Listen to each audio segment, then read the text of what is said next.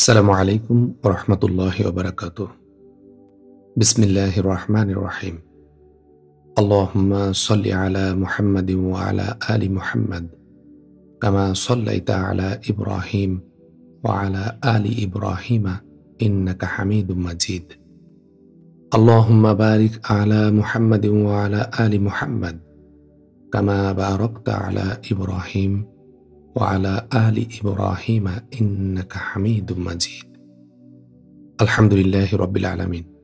নবী মুহাম্মদ সাল্লাল্লাহু আলাইহি ওয়াসাল্লামের জীবনী তথা সিরাত পাঠের গত পর্বে আমরা রাসূল সাল্লাল্লাহু আলাইহি ওয়াসাল্লামের শৈশবের শেষের কিছু অংশ এবং যৌবনের কিছু অংশ শ্রবণ করেছি। সিরাত পাঠের আজকের এই পর্বে আমরা নবী করিম সাল্লাল্লাহু আলাইহি ওয়াসাল্লামের নবুয়তি জীবন, রিসালাত এবং দাওয়াত বিষয়ে আলোচনা করব ইনশাআল্লাহ। আমাদের আজকের এই আলোচনার মধ্যে থাকবে রাসূল সাল্লাল্লাহু আলাইহি ওয়াসাল্লামের হিরা গুহায় জিবরাইল আলাইহিস সালামের সাথে প্রথম সাক্ষাৎ, ওহী শুরু এবং বন্ধ সেই অংশের বর্ণনা। আপনি যদি আমাদের চ্যানেলে নতুন হয়ে থাকেন তাহলে অবশ্যই চ্যানেলটি সাবস্ক্রাইব করে রাখুন। আর যদি পুরনো দর্শক শ্রোতা হয়ে থাকেন তাহলে অবশ্যই ভিডিওগুলো শেয়ার করে সকলের মাঝে ছড়িয়ে দিন।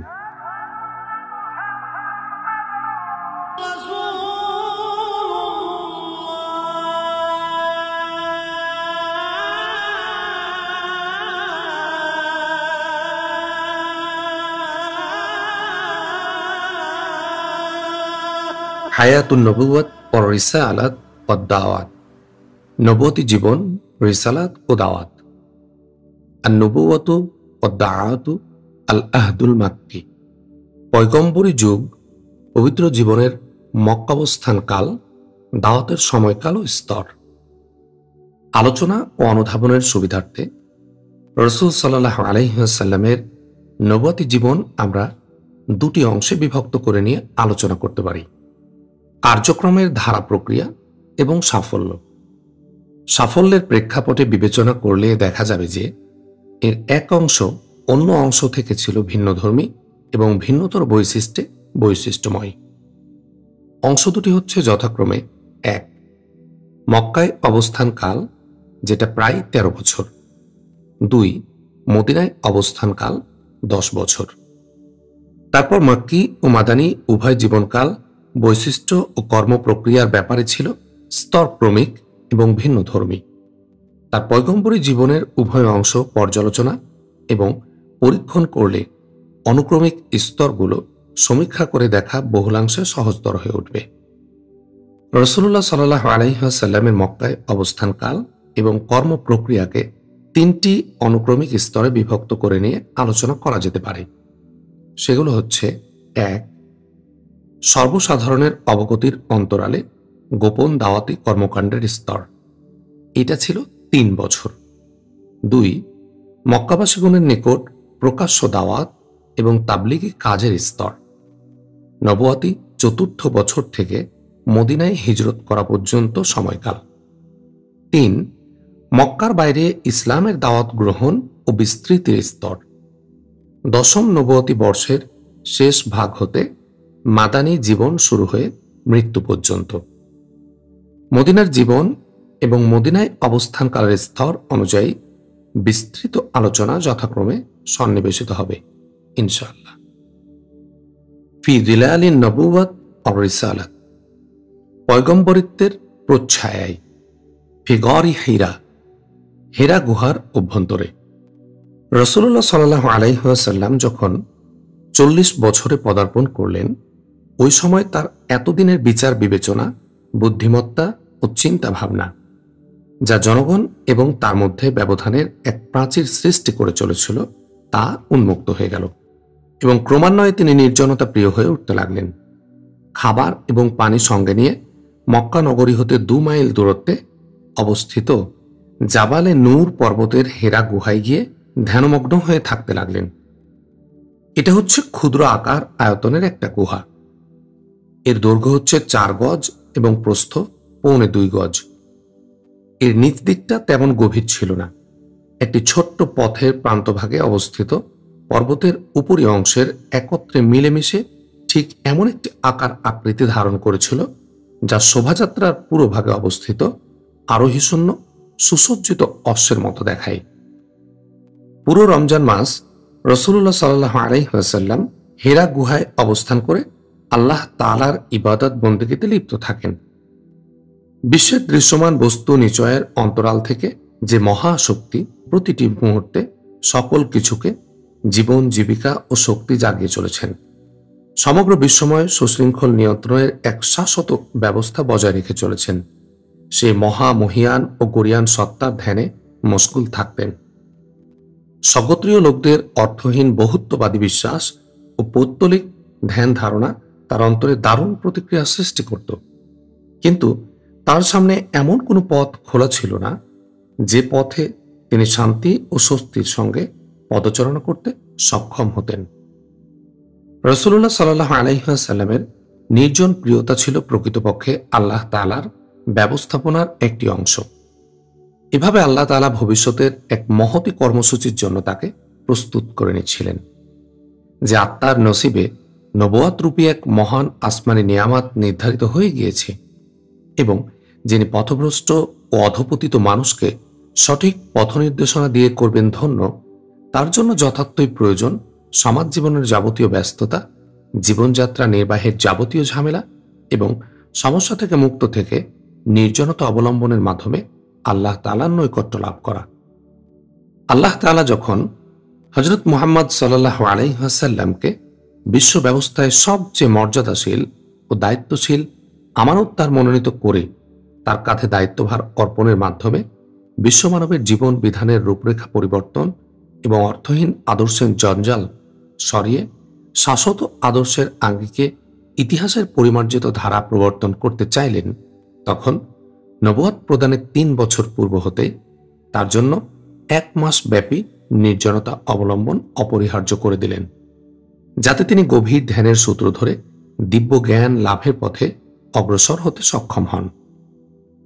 নির্জন হেরা গুহার সেই ধ্যানমগ্ন অবস্থায় তিনি বিশ্বের আধ্যাত্মিক জগতে পরিভ্রমণ করতেন এবং সকল অস্তিত্বের অন্তরালে লুক্কায়িত অদৃশ্য রহস্য সম্পর্কে চিন্তাভাবনা ও গবেষণা করতেন, যাতে আল্লাহ তাআলার পক্ষ থেকে নির্দেশ আসা মাত্রই তিনি বাস্তবায়নের ব্যাপারে ব্রতী হতে পারেন। জিবরিলুন ইয়ানজিলু বিল ওয়াহি, জিবরাইল আলাইহিস সালামের আগমন।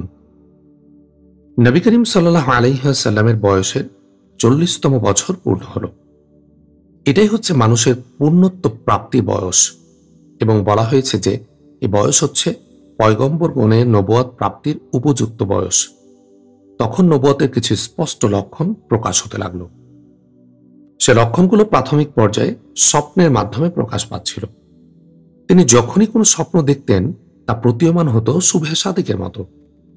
এই অবস্থার মধ্য দিয়ে অতিবাহিত হল 6টি মাস, যা ছিল নবুয়তের সময়সীমার 46তম অংশ এবং নবুয়তের সময়সীমা ছিল 23 বছর। এরপর তিনি যখন হেরা গুহায় নিরবচ্ছিন্ন ধ্যানে নিমগ্ন থাকতেন এবং এভাবে দিনের পর দিন, মাসের পর মাস এবং বছরের পর বছর অতিবাহিত হতে হতে 3য় বর্ষ অতিবাহিত হতে থাকল, তখন আল্লাহ তাআলা পৃথিবীর মানুষের উপর স্বীয় রহমত বর্ষণের ইচ্ছা করলেন।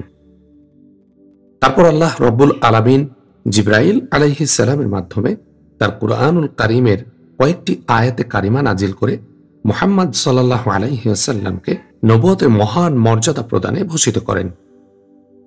বিভিন্ন ঘটনার সঙ্গে সম্পর্কযুক্ত প্রমাণাদি গভীরভাবে অনুধাবন করলেই জিবরাইল আলাইহিস সালামের আগমনের প্রকৃত দিন, তারিখ ও সময় অবগত হওয়া সম্ভব হবে। আমাদের সন্ধানের ভিত্তিতে বলা যায় যে এই ঘটনাটি সংঘটিত হয়েছিল রমজান মাসে 21 তারিখ সোমবার দিবাগত রাত্রে। খ্রিস্টীয় হিসাব অনুযায়ী দিনটি ছিল 610 খ্রিস্টাব্দের 10 অগস্ট। চান্দ্র মাসের হিসাব অনুযায়ী নবী করিম সাল্লাল্লাহু আলাইহি ওয়াসাল্লামের বয়স ছিল 40 বছর 6 মাস 12 দিন এবং সৌর হিসাব অনুযায়ী ছিল 39 বছর 3 মাস 20 দিন। এখন আমরা উম্মুল মুমিনিন হযরত আয়েশা রাদিয়াল্লাহু আনহা এর বর্ণনা থেকে বিস্তারিত বিবরণটা জেনে নেই। এটা নৈসর্গিক নূর বা আসমানের দীপ্তির মতো এমন এক আলোক রশ্মি ছিল যা প্রকাশের সঙ্গে সঙ্গে অবিশ্বাস ও ভ্রষ্টতার অন্ধকার বিদূরিত হতে থাকে। জীবনের গতিধারা পরিবর্তন হতে থাকে এবং ইতিহাসের পট পরিবর্তিত হয়ে নতুন নতুন অধ্যায়ের সৃষ্টি হতে থাকে। আয়েশা রাদিয়াল্লাহু আনহা বলেছেন, রাসূলুল্লাহ সাল্লাল্লাহু আলাইহি ওয়াসাল্লামের নিকট ওহী অবতীর্ণ হয়েছিল ঘুমের অবস্থায় স্বপ্নযোগে। তিনি যখন যে স্বপ্নই দেখতেন তা প্রভাত রশ্মির মতো প্রকাশিত হতো। তারপর ক্রমান্বয়ে তিনি নির্জনতা প্রিয় হতে থাকলেন। নিরবচ্ছিন্ন নির্জনতায় ধ্যানমগ্ন থাকার সুবিধার্থে তিনি হেরা গুহায় অবস্থান করতেন। কোনো কোনো সময় গৃহে প্রত্যাবর্তন না করে রাতের পর রাত তিনি ইবাদত বন্দেগী এবং গভীর ধ্যানে নিমগ্ন থাকতেন। এজন্য খাদ্য ও পানীয় সঙ্গে নিয়ে যেতেন। সেসব ফুরিয়ে গেলে পুনরায় তিনি গৃহে প্রত্যাবর্তন করতেন। পূর্বের মতো খাদ্য এবং পানীয় সঙ্গে নিয়ে পুনরায় তিনি হেরা গুহায় গিয়ে ধ্যানমগ্ন হতেন। ওহী নাজিলের মাধ্যমে তার নিকট সত্য প্রকাশিত না হওয়া পর্যন্ত এভাবেই তিনি হেরা গুহার নির্জনতায় অবস্থান করতে থাকেন। এমনভাবে একদিন তিনি যখন ধ্যানমগ্ন অবস্থায় ছিলেন, তখন আল্লাহর দূত জিবরাইল আলাইহিস সালাম তার নিকট আগমন করে বললেন, তুমি পড়ো। তিনি বললেন, পড়ার অভ্যাস আমার নেই। তারপর তিনি তাকে অত্যন্ত শক্তভাবে ধরে আলিঙ্গন করলেন এবং ছেড়ে দিয়ে বললেন, তুমি পড়ো। তিনি আবারও বললেন, আমার পড়ার অভ্যাস নেই। তারপর তৃতীয় দফায় আমাকে আলিঙ্গনাবদ্ধ করার পর ছেড়ে দিয়ে বললেন, পড়ো।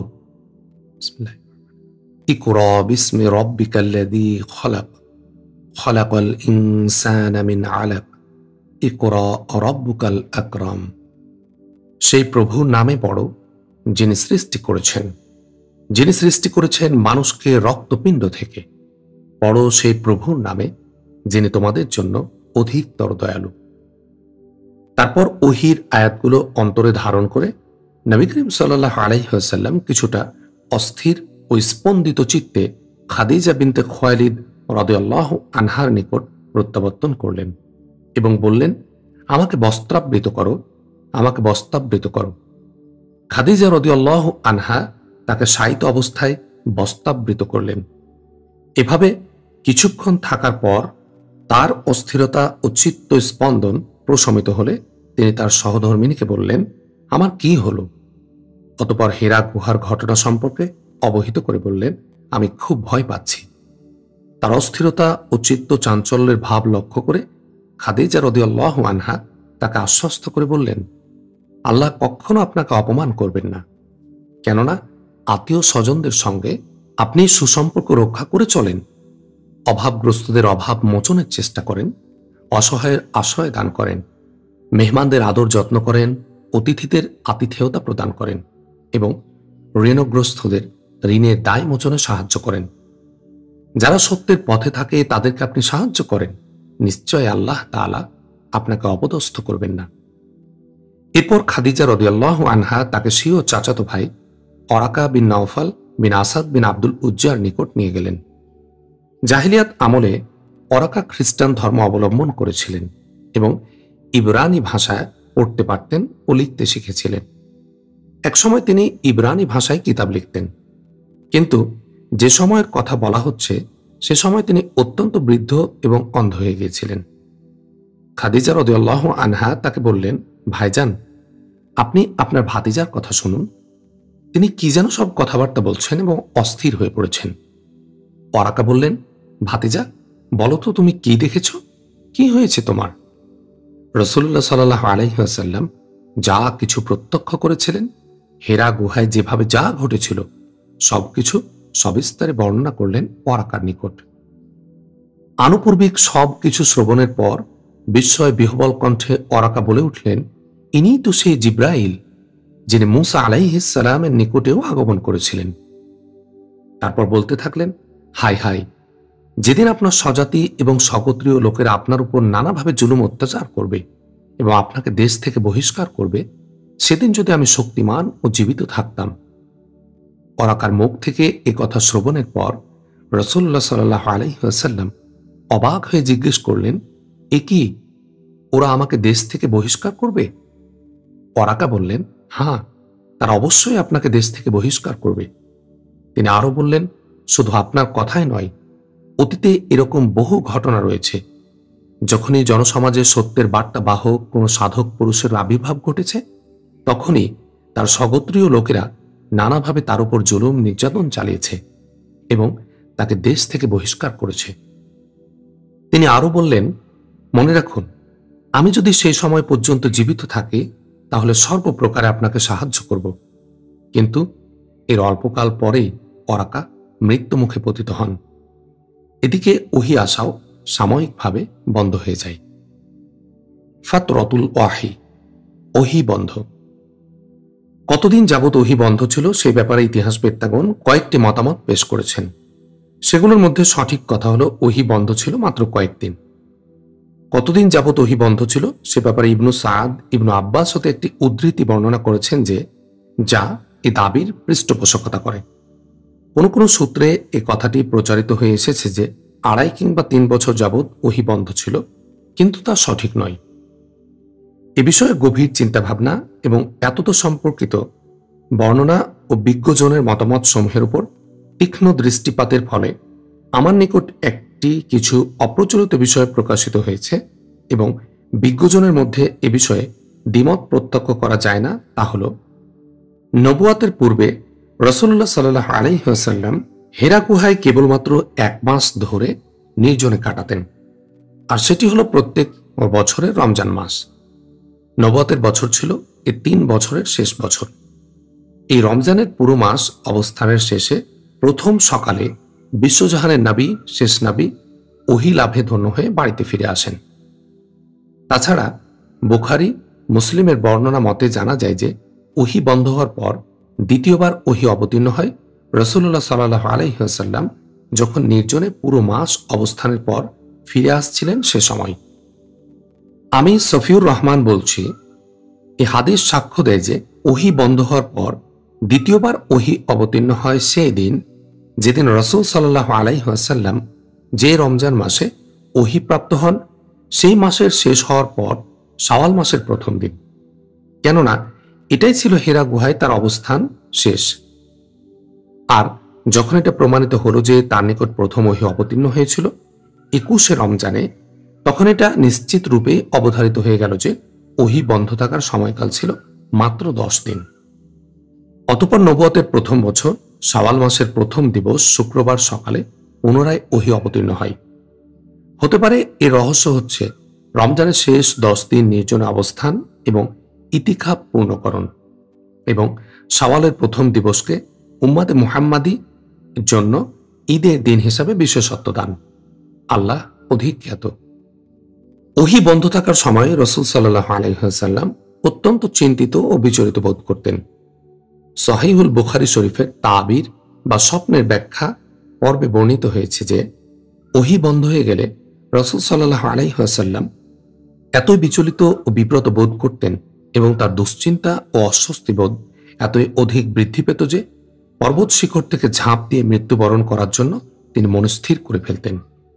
কিন্তু এ উদ্দেশ্যে যখনই তিনি পর্বত শীর্ষে আরোহণ করেছেন, তখন জিবরাইল আলাইহিস সালাম তার দৃষ্টিগোচর হয়েছেন।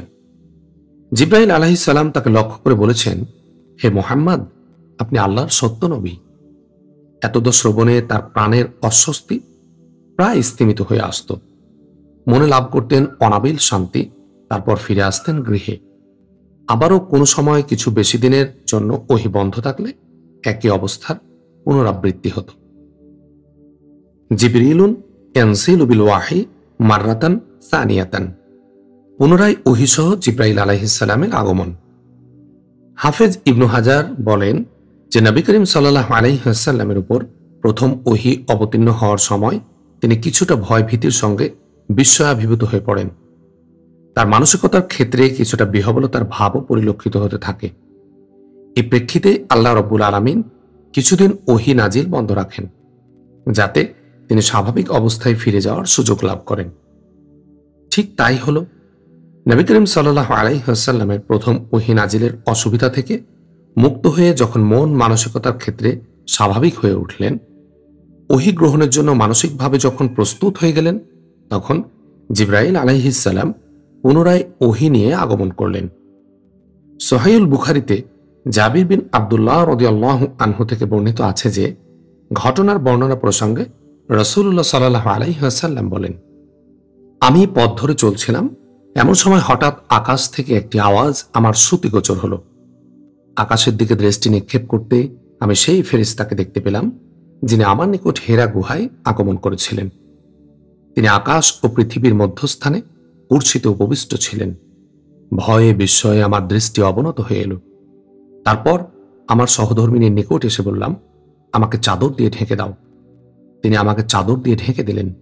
তারপর আল্লাহ তাআলা বলেন, ও হে বস্ত্র আবৃত ব্যক্তি, উঠো, সতর্ক করো, আর তোমার প্রতিপালকের শ্রেষ্ঠত্ব ঘোষণা করো। তোমার পোশাক পরিচ্ছদ পবিত্র রাখো, যাবতীয় অপবিত্রতা থেকে দূরে থাকো। সূরা মুদাসসির আয়াত 1 থেকে 5। এই আয়াতগুলো পর্যন্ত ওহী অবতীর্ণ করেন।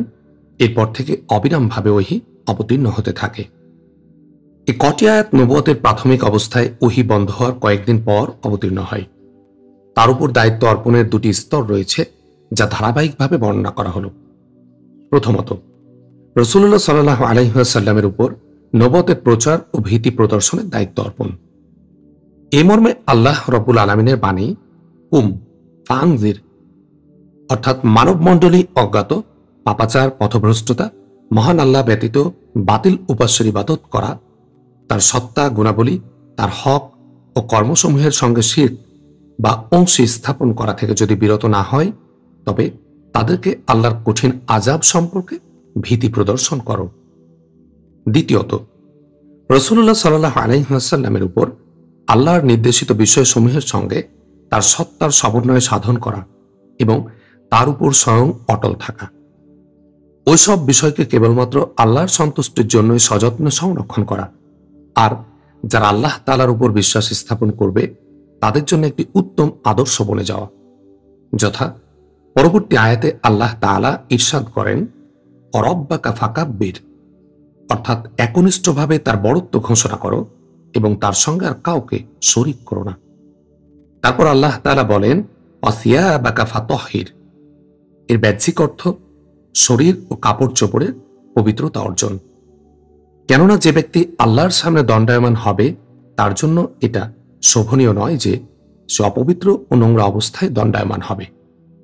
আর এখানে প্রকৃতপক্ষে যে পবিত্রতা উদ্দেশ্য, তা হচ্ছে যাবতীয় শিরক ও পাপ কর্ম থেকে বিরত থাকা এবং উত্তম চরিত্রে ভূষিত হওয়া। আর রুজ্জা ফাহজুর, অর্থাৎ আল্লাহর অসন্তোষ ও শাস্তি অবধারিত হওয়ার কারণসমূহ থেকে নিজেকে বিরত রাখো। অধিকন্তু তার আনুগত্যকে দৃঢ়ভাবে আঁকড়ে ধরো এবং পাপ কর্ম পরিহার করো। আল্লাহ রাব্বুল আলামিন বলেন, ওয়ালা তামনুন তাস্তাকসিরু, অর্থাৎ তুমি যেসব উত্তম আমল করো না কেন, মানুষের নিকট তার প্রতিদান কামনা করো না, অথবা এর বিনিময়ে দুনিয়াতে আল্লাহর কাছে এর চেয়ে কোনো ভালো ফলাফল আশা করো না। পরবর্তী আয়াতসমূহে মানুষদেরকে এক আল্লাহর দিকে আহ্বান করা, তাদেরকে তার শাস্তি ও পাকড়াও থেকে ভীতি প্রদর্শন এবং দ্বীনের কারণে মানুষের পক্ষ থেকে যে বিরোধিতার সম্মুখীন হবেন, তাদের দ্বারা অত্যাচারিত নির্যাতিত হবেন, ওই সব বিষয়ে সতর্ক করা হয়েছে। অতঃপর আল্লাহ তাআলা ইরশাদ করেন, অলিরব্বিকা ফাসবির, অর্থাৎ আপনি আপনার পরওয়ারদিগারের সন্তুষ্টি অর্জনার্থে ধৈর্য ধারণ করুন। উল্লেখিত আয়াতসমূহের প্রারম্ভিক সুরে মহান আল্লাহ তাআলার এক উদাত্ত আহ্বান সুস্পষ্ট, যে আহ্বানে নবী করিম সাল্লাল্লাহু আলাইহি ওয়াসাল্লামকে নবুয়তের মহা মর্যাদাপূর্ণ কাজের জন্য ঘুম থেকে জাগ্রত হতে এবং ঘুমের আচ্ছাদন ও বিছানার উচ্চতা পরিত্যাগ করে আল্লাহর একত্ববাদের বাণী প্রচারে লিপ্ত হওয়ার জন্য নির্দেশ দেয়া হয়েছে। সূরা আল মুদ্দাসসিরের 1 থেকে 2 নম্বর আয়াতে আল্লাহ রাব্বুল আলামিন বলেন, ইয়া আইয়ুহাল মুদ্দাসসির কুম ফাআনজির, ওহে বস্ত্র আবৃত ব্যক্তি, উঠো, সতর্ক করো। বলা হয়ে থাকে যে নিজের জন্য বাঁচতে চায় সে আরাম আয়েশে গা ভাসিয়ে চলতে পারে, কিন্তু আপনাকে এক বিরাট ও মহান দায়িত্বে আত্মনিয়োগ করতে হচ্ছে, তখন ঘুমের সঙ্গে আপনার কি সম্পর্ক? আরাম আয়েশের সঙ্গে আপনার কি সম্পর্ক? আপনার গরম বিছানার কি প্রয়োজন? কি প্রয়োজন আপনার সুখময় জীবন যাপনের? আপনি উঠে পড়ুন এবং ওই মহান কাজে ঝাঁপিয়ে পড়ুন। আপনার ঘুম এবং আরাম আয়েশের সময় এখন অতিক্রান্ত। এখন আপনাকে অবিরাম পরিশ্রম করে যেতে হবে এবং দীর্ঘ ও কষ্টদায়ক সংগ্রামে আত্মনিয়োগ করতে হবে। আল্লাহর পথে আহ্বান এবং কালিমার দাওয়াত ও তাবলিগি নিসাবের কাজ হচ্ছে অতীব উঁচু দরের কাজ, কিন্তু এ পথে চলার ব্যাপারটি হচ্ছে অত্যন্ত ভয়ভীতিজনক এবং বিপদ সংকুল। এ কাজে রসুল সাল্লাল্লাহু আলাইহি ওয়াসাল্লামকে শান্তির নীড়, ঘর বাড়ি, সুখময় পারিবারিক পরিবেশ, আরামায়েশ স্নিগ্ধ শয্যা থেকে টেনে বের করে এনে দুশ্চিন্তা, দুর্ভাবনা এবং দুঃখ কষ্টের অথৈ সাগরে নিক্ষেপ করে দিল। এনে দাঁড় করিয়ে দিল মানুষের বাহ্যিক পোশাকে আচরণ এবং সততাপূর্ণ আভ্যন্তরীণ প্রকৃতিগত দ্বিধাদ্বন্দ্বের দারুণ টানাপোড়েনের মাধ্যমে। তারপর নবী করিম সাল্লাল্লাহু আলাইহি ওয়াসাল্লাম তার অবস্থা এবং দায়িত্ব কর্তব্য সম্পর্কে সজাগ হয়ে গেলেন এবং ২০ বছরের অধিককাল যাবৎ সে জাগ্রত অবস্থার মধ্য দিয়েই অতিবাহিত করলেন। এ দীর্ঘকাল যাবৎ সুখ, শান্তি, আরাম আয়েশ বলতে তার আর কিছুই রইল না। সবকিছুকে তিনি করলেন বিসর্জন। তার জীবন নিজের কিংবা পরিবার পরিজনের জন্য আর রইল না। তার জীবন রইল আল্লাহর কাজের জন্য দায়বদ্ধ। তার কাজ ছিল আল্লাহর প্রতি বিশ্ববাসীকে আহ্বান জানানো, বিশ্বের বুক থেকে সর্বপ্রকার অসত্য, অন্যায় ও মিথ্যার মূলোৎপাটন এবং ন্যায় ও সত্যের প্রতিষ্ঠার জন্য মানুষকে পথ প্রদর্শন। আল্লাহর পথে আহ্বান, সত্যের প্রতিষ্ঠা ইত্যাদি কথাগুলো আপাত দৃষ্টিতে ততটা কঠিন কিংবা দুঃসাধ্য মনে নাও হতে পারে, কিন্তু প্রকৃতপক্ষে এর চেয়ে কঠিন ও কষ্টসাধ্য কাজ পৃথিবীতে আর কিছুই হতে পারে না। রিসালাতের আমানত হচ্ছে বিশ্বের বুকে সবচেয়ে দায়িত্বপূর্ণ এবং দুর্বহ আমানত। এ আমানত হচ্ছে এক পক্ষে বিশ্বময় মানবের চরম উৎকর্ষ ও বিকাশের আমানত এবং অন্য পক্ষে যাবতীয় বাতিল ও গায়রুল্লাহর প্রভাব প্রতিহত করে তাকে ধ্বংস করার আমানত। কাজেই তার কাঁধে যে বোঝা চাপানো হয়েছিল তা ছিল সমগ্র মানবতার বোঝা, সমস্ত মতবাদের বোঝা এবং ময়দানে ময়দানে জিহাদ তা প্রতিহত করার বোঝা। ২০ বছরের অধিককাল যাবৎ অবিরামভাবে তিনি ব্যাপক ও বহুমুখী সংগ্রামের মধ্য দিয়ে জীবন অতিবাহিত করেন। সেই দীর্ঘকাল যাবৎ, অর্থাৎ যখন তিনি আসমানি আহ্বান শ্রবণের মাধ্যমে অত্যন্ত কঠিন ও কণ্টকময় দায়িত্ব প্রাপ্ত হলেন, তখন থেকেই তাকে কোনো এক অবস্থা অন্য কোনো অবস্থা সম্পর্কে বিন্দুমাত্র গাফেল কিংবা উদাসীন রাখতে পারেনি। আল্লাহ তাআলা তাকে আমাদের এবং সমগ্র মানবতার পক্ষ থেকে উত্তম বিনিময় প্রদান করুন। আল্লাহুম্মা আমিন। আকসামুল ওয়াহি, ওহির প্রকারভেদ। এখানে আমরা আলোচনার মূল বিষয়াদি থেকে একটু সরে গিয়ে, অর্থাৎ রিসালাত ও নবুয়াতের বরকতময় বিষয়াদির বিস্তৃত বিবরণ লিপিবদ্ধ করার পূর্বে ওহির প্রকৃতি ও প্রকারভেদ সম্পর্কে কিছুটা আলোচনা করার প্রয়োজন বোধ করছি। কারণ এটা হচ্ছে রিসালাতের উৎস এবং প্রচারের উপায়। ওহির প্রকৃতি ও প্রকারভেদ সম্পর্কে আল্লামা ইবনুল কাইয়িম যে আলোচনা করেছেন তা নিম্নে লিপিবদ্ধ করা হলো। ১. নবুয়তের প্রাথমিক অবস্থায় স্বপ্নের মাধ্যমে নবী করিম সাল্লাল্লাহু আলাইহি ওয়াসাল্লামের উপর ওহী অবতীর্ণ হয়। ২. ফেরেশতা দেখা না দিয়ে, অর্থাৎ অদৃশ্য অবস্থা থেকেই রাসূল সাল্লাল্লাহু আলাইহি ওয়াসাল্লামের অন্তরে ওহী প্রবেশ করিয়ে দেন। এ প্রসঙ্গে নবী করিম সাল্লাল্লাহু আলাইহি ওয়াসাল্লাম যেমনটি ইরশাদ করেছেন, জিবরাইল আলাইহিস সালাম আমার অন্তরে এই কথা নিক্ষেপ করলেন যে কোনো আত্মা সে পর্যন্ত মৃত্যুবরণ করবে না যে পর্যন্ত তার ভাগ্যে যতটুকু খাদ্যের বরাদ্দ রয়েছে পুরোপুরিভাবে তা পেয়ে না যাবে। অতএব তোমরা আল্লাহর সমীহ করো এবং রুজি অন্বেষণের জন্য ভালো পথ অবলম্বন করো। রুজি প্রাপ্তিতে বিলম্ব হওয়ায় তোমরা আল্লাহর অসন্তোষের পথ অন্বেষণে যেন উদ্বুদ্ধ না হও, কারণ আল্লাহর নিকট যা কিছু রয়েছে তা তার আনুগত্য ছাড়া পাওয়া দুষ্কর। ৩. ফেরেশতা মানুষের আকৃতি ধারণপূর্বক নবী করিম সাল্লাল্লাহু আলাইহি ওয়াসাল্লামকে সম্বোধন করতেন। তারপর তিনি যা কিছু বলতেন নবী করিম সাল্লাল্লাহু আলাইহি ওয়াসাল্লাম তা মুখস্থ করে নিতেন। এই অবস্থায় সাহাবীগণ রাদিয়াল্লাহু আনহুম ও ফেরেশতাকে দেখতে পেতেন। ৪. ওহী অবতীর্ণ হওয়ার সময় নবী করিম সাল্লাল্লাহু আলাইহি ওয়াসাল্লামের নিকট ঘণ্টার টুনটুন ধ্বনির মতো ধ্বনি শোনা যেত। ওহী নাজিলের এটাই ছিল সবচেয়ে কঠিন অবস্থা। টুনটুন ধ্বনির সংকেত প্রকাশ করতে ফেরেশতা ওহী নিয়ে আগমন করতেন এবং নবী করিম সাল্লাল্লাহু আলাইহি ওয়াসাল্লামের সঙ্গে সাক্ষাৎ করতেন। ওহী নাজিলের সময় কঠিন শীতের দিনেও রাসূলুল্লাহ সাল্লাল্লাহু আলাইহি ওয়াসাল্লামের কপালে ঘাম ঝরতে থাকত। তিনি উষ্ট্রের উপর আরোহণরত অবস্থায় থাকলে উট বসে পড়ত এক দফা এইভাবে ওহী নাজিল হওয়ার সময় রাসূলুল্লাহ সাল্লাল্লাহু আলাইহি ওয়াসাল্লামের উরু যায়েদ বিন সাবিত রাদিয়াল্লাহু আনহুর উপর ছিল। তখন তার উরুতে এতই ভার বোধ হয়েছিল যে মনে হয়েছিল যেন উরু চূর্ণ হয়ে যাবে। 5 নম্বর, নবী করিম সাল্লাল্লাহু আলাইহি ওয়াসাল্লাম ফেরেশতাকে কোনো কোনো সময় নিজস্ব জন্মগত আকৃতিতে প্রত্যক্ষ করতেন এবং আল্লাহর ইচ্ছায় সে অবস্থাতে তিনি তার নিকট ওহী নিয়ে আগমন করতেন। নবী করিম সাল্লাল্লাহু আলাইহি ওয়াসাল্লামের এরকম অবস্থা হয়েছিল দুবার, যা আল্লাহ তাআলা সূরা নাজমে উল্লেখ করেছেন। 6, পবিত্র মিরাজ রজনীতে রাসূলুল্লাহ সাল্লাল্লাহু আলাইহি ওয়াসাল্লাম যখন আকাশের উপর অবস্থান করছিলেন, সে সময় আল্লাহ তাআলা সালাত এবং অন্যান্য বিষয় সম্পর্কে সরাসরি হুকুমের মাধ্যমে ওহীর ব্যবস্থা করেছিলেন। 7, আল্লাহ তাআলার সঙ্গে নবী করিম সাল্লাল্লাহু আলাইহি ওয়াসাল্লামের সরাসরি কথোপকথন যেমনটি হয়েছিল, তেমনি মূসা আলাইহিস সালামের সঙ্গে হয়েছিল। মূসা আলাইহিস সালামের সঙ্গে যে আল্লাহ তাআলার কথোপকথন হয়েছিল, কুরআন কারিমে তা অকাট্যভাবে প্রমাণিত হয়েছে, কিন্তু আল্লাহ তাআলার সঙ্গে নবী করিম সাল্লাল্লাহু আলাইহি ওয়াসাল্লামের কথোপকথনের ব্যাপারটি হাদিস দ্বারা প্রমাণিত হয়েছে, কুরআন দ্বারা নয়। কোনো কোনো লোক পর্দা বা আবরণ ব্যতি রেখে আল্লাহ ও তার রাসূল সাল্লাল্লাহু আলাইহি ওয়াসাল্লামের সামনাসামনি কথোপকথনের মাধ্যমে ওহী নাজিলের অষ্টম রীতির কথা বলেছেন, কিন্তু ইসলামের পূর্বসূরীদের হতে শুরু করে পরবর্তীদের সময়কাল পর্যন্ত এই পদ্ধতিতে ওহী নাজিলের ব্যাপারে মতভেদ চলে আসছে। আলহামদুলিল্লাহি রাব্বিল আলামিন। আমরা নবী করিম সাল্লাল্লাহু আলাইহি ওয়াসাল্লামের উপর হেরা গুহায় জিবরাইল আলাইহিস সালাম কর্তৃক প্রথম ওহী বন্ধ হওয়া এবং ওহী সম্পর্কিত যাবতীয় বিষয়াদি এই পর্বে শুনলাম। ইনশাআল্লাহ আগামী পর্বে আমরা নবী করিম সাল্লাল্লাহু আলাইহি ওয়াসাল্লামের ইসলাম প্রচারের প্রাথমিক ধাপ এবং দ্বিতীয় ধাপের কিছু অংশ শ্রবণ করব। আগামী পর্বটি শোনার আহ্বান জানিয়ে আজকে এখানেই শেষ করছি। আসসালামু আলাইকুম ওয়া রাহমাতুল্লাহি ওয়া বারাকাতুহু।